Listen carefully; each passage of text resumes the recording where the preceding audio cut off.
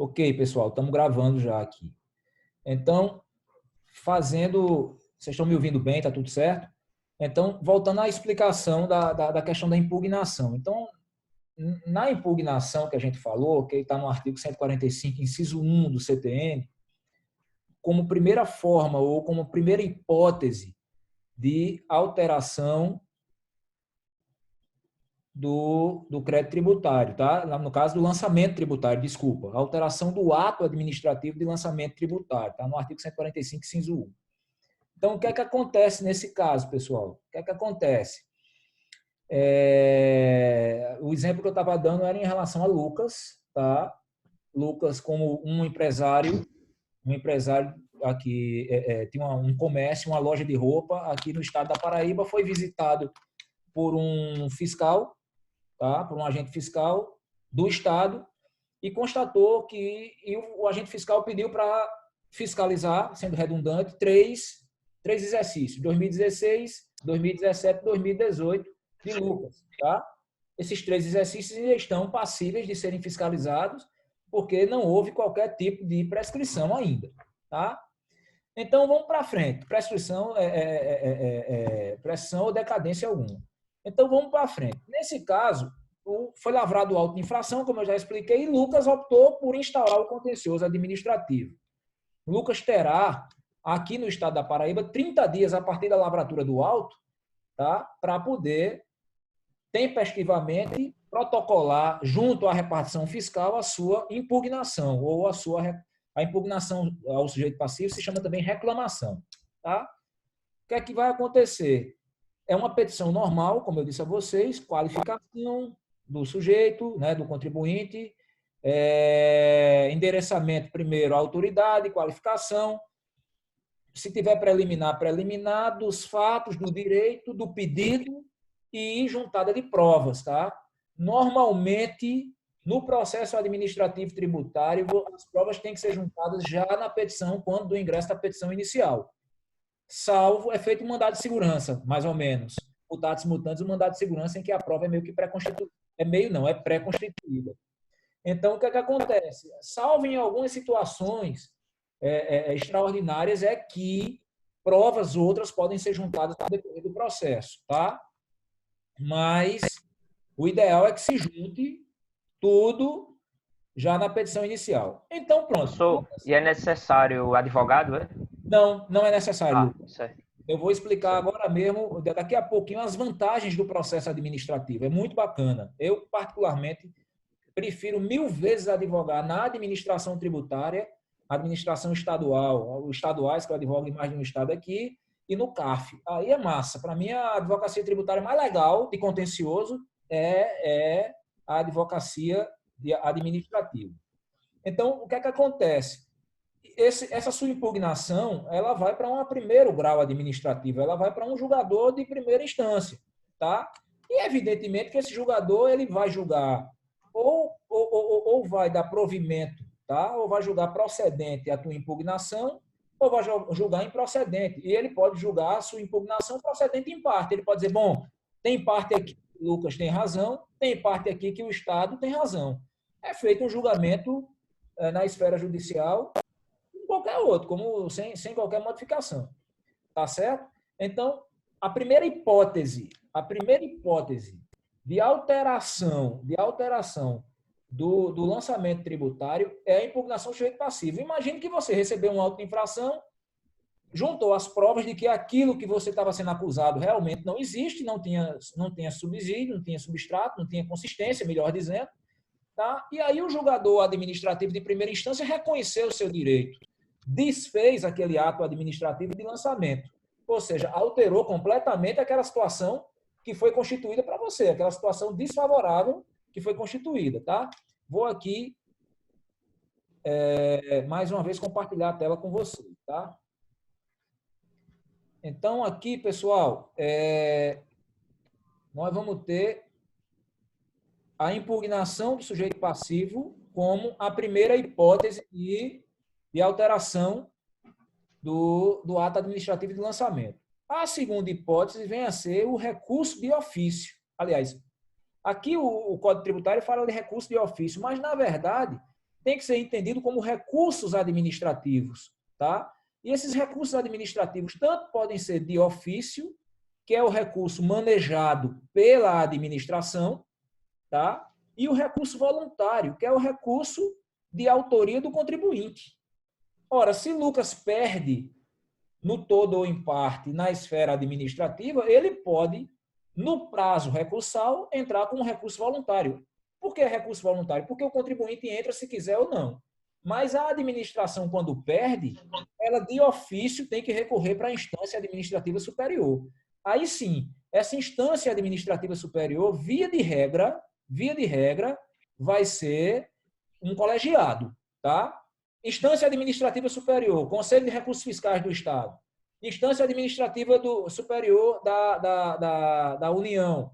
É o famoso CAF, né? O famosíssimo CAF, está lá. Então, esfera administrativa municipal superior, Conselho de Recursos Fiscais. Então, esse recurso administrativo, ele vai fazer com que aquela decisão de primeiro grau administrativa vá para a segunda instância. Seria uma apelação, né? Fazendo um paralelo com o judiciário, seria apelação. Você recebeu a sentença de mérito, ali do primeiro grau, vou apelar. E aí vai para a segunda instância administrativa.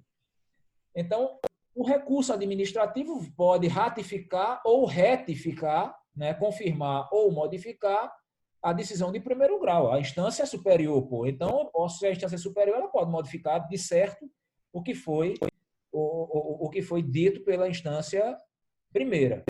Professor, já para esse recurso é necessário constituir advogado? Não, Jordan, não é preciso, tá?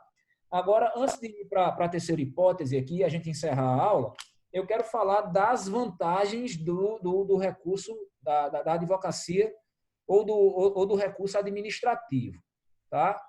Primeira vantagem, você não precisa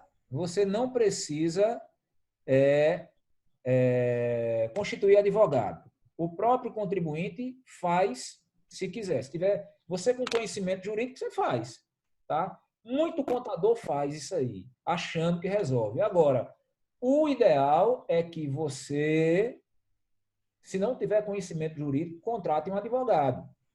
Porque a instância administrativa é um primeiro momento em que você pode discutir aquele crédito. Ah, mas eu quero discutir logo no judiciário. Posso? Pode. Nada impede. Você não precisa esgotar as instâncias administrativas para bater na porta do judiciário. Não precisa disso. Mas eu acho que perder essa oportunidade de discutir na instância administrativa é bobeira, certo? É bobeira. De maneira que vá para a instância administrativa. Na instância administrativa, outras vantagens existem, como, por exemplo, o não pagamento de custas judiciais. Tá? As custas judiciais no estado da Paraíba são gigantescas, estratosféricas. E, para se você conseguir uma justiçazinha gratuita aqui, está difícil. Está bem complicado. Depois dessa pandemia, então, que não está entrando do 10º do Tribunal de Justiça, é que os cabas vão ficar atrás de dinheiro mesmo. Então, assim, na esfera administrativa, para você ingressar com a impugnação no primeiro grau ou para você recorrer para o segundo grau administrativo, você não precisa pagar custo algum. Outra grande vantagem, certo? Se você perder, não tem sucumbência. Você imagine um crédito milionário que você está discutindo no judiciário, se você perder aquele negócio e tiver uma sucumbência, além da queda do coice, né? Além de ter que pagar aquele crédito, você ainda vai ter que pagar a advocacia pública, os honorários de sucumbência. Então, na esfera administrativa, não tem sucumbência. E, para mim, a maior vantagem de todas é o efeito suspensivo que o processo administrativo traz. Você está com a corda no pescoço, tem que pagar aquilo. Às vezes até uma estratégia mesmo de desafogo, tá me entendendo? Você está ali naquele momento sem condição de pagar. Eu vou entrar, mesmo sabendo que eu estou errado, porque eu vou poder suspender a exigibilidade do crédito. Você se lembra que o crédito ele tem 3 características, ou um trinômio para poder... Tem que ser fechado um trinômio para ele poder ser execuível, ou ser cobrável, digamos assim. ser certo, ser líquido e ser exigível. O processo administrativo suspende, não é que extingue, suspende a exigibilidade do crédito. Então, de trinômio vira bi. E aí, o crédito não pode ser cobrado naquele momento. Enquanto ele estiver subjúdice na esfera administrativa, o crédito tem o efeito suspensivo. Se você receber uma decisão monocrática administrativa que ocorreu, o efeito suspensivo ainda é renovado. Então, imagine que na administração pública, via de regra, você tem um prazo de resolução do problema menor, você não precisa contratar advogado, sabendo que é importante que você tanto tenha um advogado quanto tenha um perito contábil. Quanto maior a bronca, quanto mais complicado, você tem que ter um advogado tributarista e um perito contábil. Inclusive, a OAB está tentando lutar para fazer com que todos os processos administrativos tivessem a necessidade de constituição de advogado, tal qual o processo judicial, para que você faça. A não ser aqueles processos pequenininhos de juizado especial, de até 20 salários mínimos, salvo melhor juízo, não precisa de advogado. Né?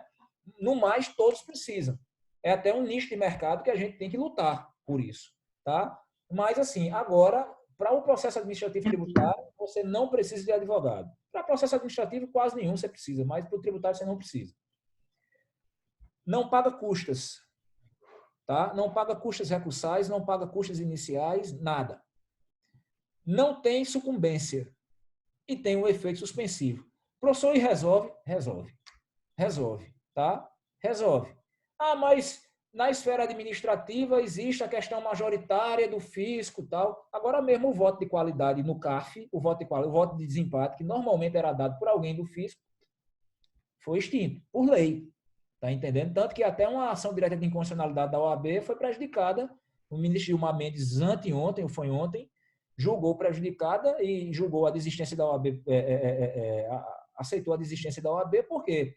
Porque a lei aprovada por Bolsonaro, aquela lei da medida provisória da transação, trouxe esse fim do voto de qualidade do CARF, ou seja, aquele voto de desempate que, via de regra, era dado pelo presidente da turma, e o presidente da turma normalmente é egresso do fisco. Tanto que está havendo uma discussão... Quem compõe, professor? Vamos imaginar o seguinte, a turma do CAF, como a turma aqui do Conselho de Recursos Fiscais do Estado, ela é formada, o conselho, o colegiado é formado de forma paritária. É formado por representantes dos contribuintes e é formado por representantes do fisco. Tá? Esses representantes dos contribuintes, por exemplo, aqui no estado da Paraíba, é um representante da Federação das Micro e Pequenas Empresas, o representante da Federação das Indústrias, o representante da Federação do Comércio, uma cadeira que é ocupada ora pela OAB, ora pelo CRC. Está entendendo? Isso aí são os representantes dos contribuintes. No CAF, o representante dos contribuintes é da Confederação Nacional do Comércio, Confederação Nacional da Indústria, Confederação Nacional da Agropecuária, Confederação Nacional do Comércio, e por aí vai. OAB, parece que a OAB também tem vaga no CAF. E a representação do fisco são os agentes fiscais de carreira, né? Que vão ascendendo ali. E a turma é formada, Lucas, da seguinte maneira: 3-3, 4-4 e o presidente. Esse presidente, em caso de empate, ele dá o voto de qualidade. E esse voto de qualidade é o voto de desempate. Você está me entendendo? E esse voto de qualidade foi extinto. Então, quando dá empate agora, numa discussão, tá? Tem um auto de infração que está sendo julgado ali e 4 acham que ele tem que ser desconstituído, que o contribuinte tem razão, e 4 acham que não. Se der empate, agora é pró-contribuinte. Não tem mais o voto de desempate. Você está me entendendo? Mas está se discutindo se isso realmente é algo válido ou não. Porque tem uma série de implicações que agora não vem ao caso. Mas é isso, pessoal. Então, as duas primeiras formas de alteração do ato administrativo de lançamento tributário, ou do conjunto de atos administrativos de lançamento, é a impugnação do sujeito passivo, que eu já acabei de explicar, como também o 2 é o recurso administrativo. Vou compartilhar a tela para a gente ver a última hipótese e encerrar a aula, tá? A terceira hipótese... cadê? Aqui. A terceira hipótese é essa aqui, ó, pessoal. iniciativa de ofício da autoridade administrativa nos casos previstos no artigo 149. Percebam que a primeira hipótese é de iniciativa de quem? Do contribuinte. A segunda hipótese é um desdobramento da iniciativa do contribuinte, porque se o contribuinte não ingressar com impugnação, não vai ter recurso, nem do fisco, nem dele. Mas a terceira hipótese é de iniciativa da autoridade administrativa, certo? E aí, os casos em que a autoridade administrativa pode tomar essa iniciativa, está no artigo 149. Esse artigo 149 a gente vai deixar para ver na aula que vem, porque é o artigo também do lançamento de ofício, tá? Esse artigo tanto serve de revisão de lançamento como de lançamento original. Mas vamos falar aqui. Essa iniciativa de ofício da autoridade administrativa revela aquele chamado poder-dever de autotutela, né? É o dever de autotutela do fisco. O fisco, a administração pública, nesse caso nosso aqui, a administração pública tributária, leia-se o fisco, seja ele federal, estadual, municipal ou o fisco distrital, ele precisa tomar conta de seus atos administrativos e deve ser quem mais deva zelar por eles. Por quê? Para que ele mantenha essa presunção, ainda que iuristante, de certeza, legitimidade e veracidade. Então, o dever de autotutela, eu diria até o poder-dever, tanto pode quanto deve, de se autotutelar, é algo inerente à própria administração pública, já reconhecida pelo Supremo Tribunal Federal em duas súmulas, que eu vou mostrar para vocês aqui, é o nosso último slide, eu garanto, prometo a vocês, e também uma tese de recurso na sistemática dos impeditivos com repercussão geral. Ou seja, se a administração enxerga que um ato seu, né, nesse caso aqui, um ato administrativo de natureza tributária está errado, a administração não precisa esperar uma atitude do contribuinte para poder modificá-lo. Ora, se a administração está enxergando aquilo, sem que até o contribuinte tenha visto, a administração de ofício tem que tomar iniciativa para modificar, tá? E assim, a administração não pode dar uma de esperta, tipo, o contribuinte nem prestou atenção, ó, vamos deixar aqui que esse erro nosso está favorecendo. Não, a administração tem que usar de boa fé e de lealdade com o contribuinte. São dois princípios que regem a relação fisco-contribuinte, a boa-fé e a lealdade entre ambos. Então, a administração, observando que cometeu um ato falho, tem o poder-dever de se autotutelar e de se modificar. Vou mostrar para vocês aqui, ó, súmulas do STF, poder-dever de autotutela do Estado. Primeira súmula, a súmula 346, ó. A administração pública pode declarar a nulidade dos seus próprios atos. Certo? Aí vem súmula 473.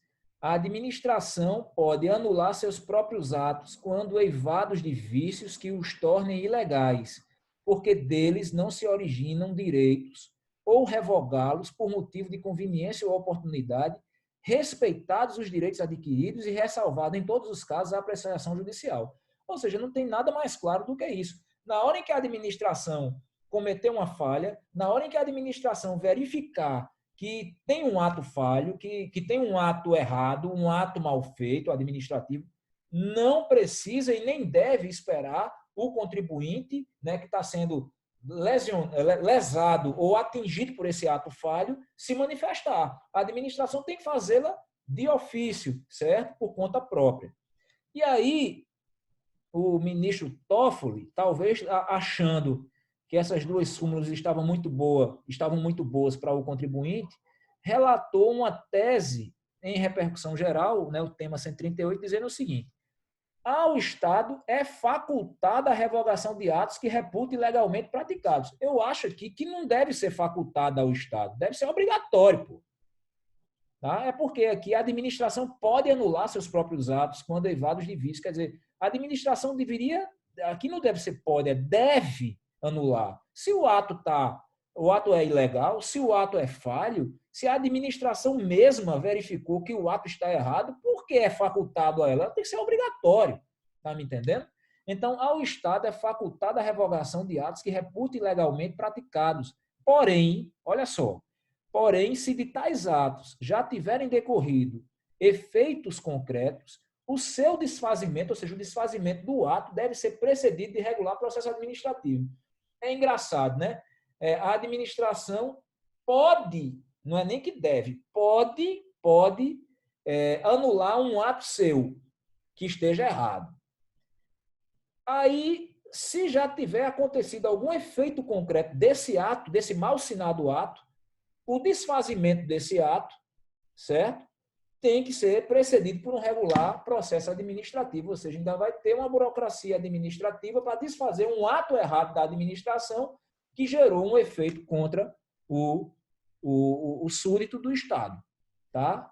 Então, essa é uma crítica que eu faço a essa decisão do ministro Toffoli, que, na verdade, é uma decisão do plenário do STF, o ministro só relatou. Pessoal, vamos encerrar por aqui. Eu não vou mandar nessa semana esse material de PowerPoint, certo?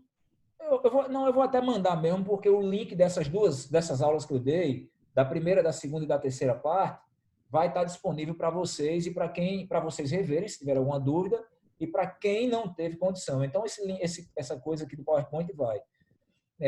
Eu vou aproveitar, na próxima semana eu vou fazer um novo PowerPoint falando sobre as modalidades de lançamento tributário. Vai ser uma aula também nesse sentido.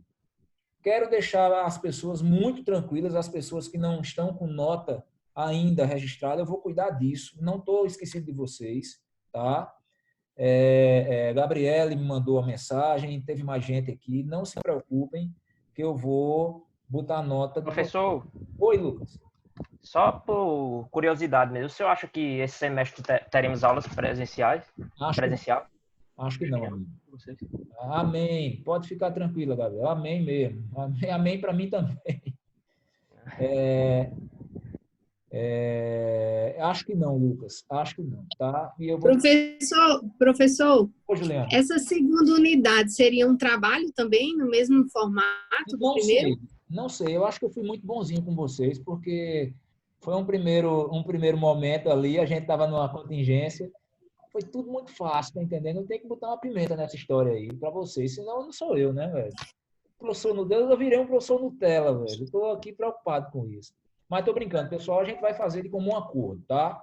Como a gente fez ali, uma coisa para facilitar. Infelizmente, eu não acredito que a gente venha a ter aula esse semestre ainda. Não acredito, tá? Professor, pegue leve, que não história é essa de Nutella, rapaz? No meu prédio tem 2 pessoas com coronavírus, nem elevador eu tô pegando. Assim, a gente fica, essa época a gente fica realmente bem intensa, não, né? Porque a gente tá. E agora eu tenho uma feliz notícia. Eu vou dar a feliz notícia de que você é papai. Então eu tô com eita, que coisa linda. Parabéns. Obrigado. Minha mulher com 12 semanas, tá entendendo? Quer dizer, além do grupo de risco que eu tenho em casa, de pai e mãe idosos, um irmão com síndrome de Down, agora eu tenho a minha mulher com 12 semanas. E tudo indica que vai ser uma moça, viu, velho? Tudo indica que vai ser uma mocinha. Eita, coisa linda. Parabéns, professor. Estou encantado Estou encantado com a ideia aqui, pode ter certeza. Estou muito feliz mesmo. Deus foi muito generoso comigo. E estava na hora, porque senão eu ia ser avô e não pai. Tá? Então, assim, eu sei que tá um estresse dentro de casa. Meu pai tem uma pilha, está todo mundo pilhado demais. Então, assim, esse momento nosso é um momento que a gente tem que ter até... A gente tem que entender isso. Para mim, é uma terapia está sendo. Porque ficar só escrevendo, peticionando. Eu agora mesmo fiz um artigo que vai ser publicado num livro sobre pandemia e medida de empréstimo compulsório em pandemia, enfim. Então, a gente tem que ter esse tipo de atividade intelectual e estudar, entender que nós não estamos de férias. Eu não estou de férias como professor, vocês também não. E que, infelizmente, nesse semestre nós não vamos ter aula presencial. Não vamos ter. Eu acho que tem mais pelo menos 40 dias de isolamento. No mínimo, a bronca está muito feia. Alguém escreveu aqui, morreu de Covid. Vê só, eu tenho um primo que é enfermeiro com Covid, está internado. Uma irmã de papai, lá de Ceará, e o marido, tia minha, tios meus, pegaram Covid a partir do vetor, que foi o neto deles. O pirrai com 3 anos, assintomático, pronto, pegou e não sentiu nada o menino. Não teve nenhuma tossida, mas passou para os avós. E aí, ó, zebra. Mas se curaram até com cloroquina, azitromicina, ele é médico, meu tio é médico, enfim. Mas, assim, a coisa está muito, muito, muito difundida. Tá? Então, eu não acredito que em 40, 60 dias a gente vai estar liberado para estar 50 pessoas numa sala, 40 pessoas numa sala. Isso é coisa para... Eu acho que isso é coisa para agosto, viu, professor? Eu, sinceramente, assim, em termos de economia, de dinheiro, esse aninho está perdido, viu? Já era. Verdade. Viajar, eu não vou viajar porque daqui a um ano eu vou estar com um menino nos braços, mas ainda que eu não tivesse uma criança pequenininha para cuidar, eu não ia viajar um ano, porque quem é doido? Quem é doido de ir para um show? Tu vai para um show, fecha verão, agora, 20 mil pessoas dentro. Tá me entendendo? E assim, obviamente que os idosos, eles têm e aqueles que têm comorbidade, têm uma possibilidade maior de sofrerem mais com a Covid, mas tem morrido gente nova, viu, pessoal? A gente não sabe como esse vírus, ao se instalar no nosso corpo, o nosso corpo vai reagir. Tem gente que tem um resfriado, tem gente que não tem nada, e tem gente que vai para a UTI se entubar. Então, assim, o nosso trabalho é esse agora. Tá? Minhas reuniões são aqui, nosso trabalho é esse, a gente tem que ficar em casa, é o jeito, entendeu? Tem algumas explicações até, eu que sou muito, muito religioso, tem algumas explicações até religiosas, eu acho. Eu sou católico, mas eu vi um texto espírita que eu achei belíssimo. Eu tenho muito respeito pela doutrina espírita, muito embora não siga. Eu achei belíssimo ele dizendo o seguinte, que o patamar energético do mundo está sendo modificado, entendeu? Que o mundo é diferente. Se você parar para pensar, o mundo na Idade Média era de um jeito, o mundo há um século e meio era outro. A vida era tratada de outra forma, os direitos eram outros, a dignidade da mulher era diferente, né? Assim, a dignidade com a qual a mulher era tratada era diferente. Quer dizer, é como se a gente estivesse passando por um processo de evolução, e nesse processo de evolução tem que haver um filtro, sabe? E assim, é impressionante como o mundo está diferente. É impressionante como a vida está... O próprio planeta está se reestruturando. As relações jurídicas vão se modificar, prestem muita atenção em relação a isso. Trabalhistas, tributárias, previdenciárias, criminais, tudo vai se modificar, porque a sociedade vai se modificar.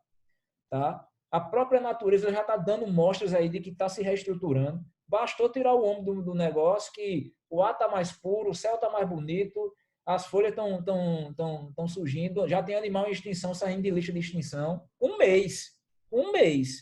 Já está tendo tartaruga aqui na Praia do Poço, porque parou de jet ski, parou o barco, parou tudo. Quer dizer, o mundo está ficando diferente, pessoal. E a gente está isolado. Tá? Enfim, então a gente tem que ter paciência. Nosso compromisso, o meu compromisso de não largar a mão de vocês e continuar ajudando no que for possível para dar o curso de Direito Tributário e fazer com que vocês no próximo semestre estejam no 9º período, certo? E a gente tem que se adaptar, tá bom? Então, toda quinta-feira a gente tem esse compromisso nosso. Hoje foi uma aula muito produtiva, tá? Acabou da gente ver 3 sessões de 40 minutos. Eu vou ver se eu assino essa porcaria desse Zoom aqui. Acho que até a faculdade deveria assinar para mim, mas vou ver se eu faço isso, porque vou precisar para outras coisas, para evitar esse tipo de corte. Mas, de todo jeito, eu quero agradecer a vocês demais, principalmente a Iole e a Maria da Paixão, que são as representantes. Eu tenho entrado em contato demais com elas, certo? Tenho aperreado demais as meninas, e elas estão dando assim, conta do recado demais, estão fazendo essa ponte com vocês. É a hora em que o bom aluno vai se diferenciar. é a hora, porque aqui não tem cobrança maior, aqui não tem chamada mesmo. Quem quiser assistir a aula, assiste. Né? Existem todos os artifícios eletrônicos para você fingir que está assistindo e não está assistindo. Então, é a hora daquele aluno que é interessado se mostrar realmente, mostrar realmente interesse. E é a hora do aluno que não está muito preocupado deixar a coisa para lá. O resultado vai aparecer mais dia, menos dia, porque esse momento, pessoal, vai passar. Esse momento vai, daqui a pouco, com a graça de Deus, passar. E eu tenho certeza de que quem tem caráter, quem tem dignidade, quem for bom, vai ter uma recompensa muito grande por essa provação que a gente está passando. Então, um abraço muito grande para vocês, tá? Muito obrigado pela presença aqui. Desejo que vocês tenham uma semana muito feliz. Tenham cuidado mesmo. Qualquer cuidado pequeno é necessário. Botou o dedinho no elevador ali, lava logo as mãos, tá? Máscara sempre. E que Deus abençoe vocês e as famílias de vocês, tá bom? Valeu, gente. Vou mandar o link e o PowerPoint lá para o aluno online e a gente vai se comunicando através das meninas, de Iole e de Maria, a quem eu agradeço de forma muito especial também. Obrigado, Maria. Obrigado, Iole. Tá? Valeu, gente. Até semana que vem. Tudo de bom.